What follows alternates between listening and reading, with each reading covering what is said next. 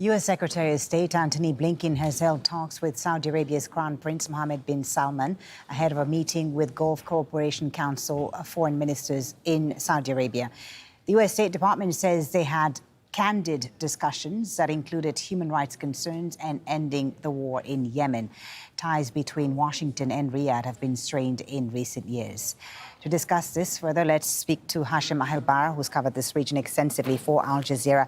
Hashem, we saw clearly in the body language here that it's not warm ties.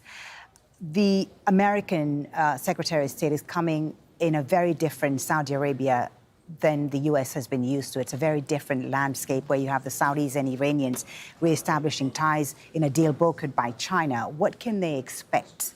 Fully, when you look at the statement issued by the Saudi news agency, there's no specifics whatsoever about what happened during the meeting. The Americans are returning to a country which is completely changing, and they are trying to understand whether there is a genuine geopolitical shift in the country, particularly when it comes to normalizing with Iran, building strong relations with China and Russia. Or this is just part of a political leverage by Crown Prince Mohammed bin Salman to tell the Americans in particular that when it comes to this part of the world, you have to understand that you have to deal with the most powerful country, which is Saudi Arabia. And this explains why the Americans are concerned, because they're just concerned that this could be the beginning of a new era, the end of a decades-long alliance that was based on oil in exchange for security. Can the Americans win back some of the influence, or have they completely lost ground to China?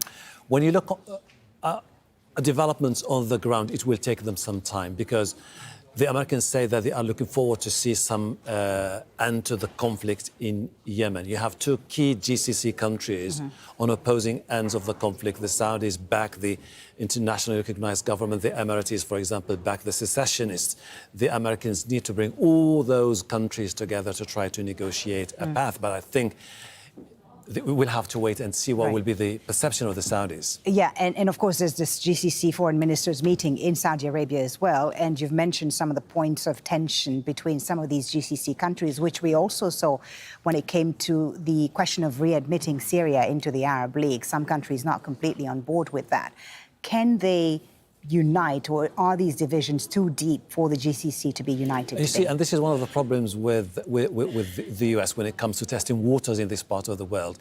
They say that the reason for this meeting between Blinken and the GCC foreign ministers is basically to talk about security, regional issues, and also GCC integration. But the GCC itself is not a united bloc. We spoke earlier about the divide between the Saudis and the Emiratis about Yemen.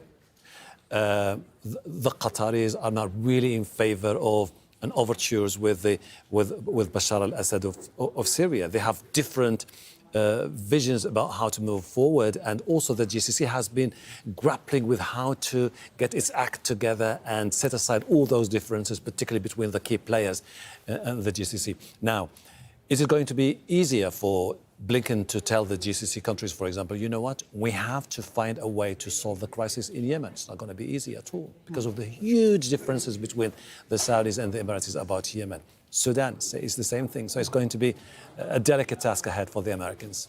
Indeed. It'll be interesting to see what comes out of that meeting. Hashem Ahelbarra, thank you very much for that.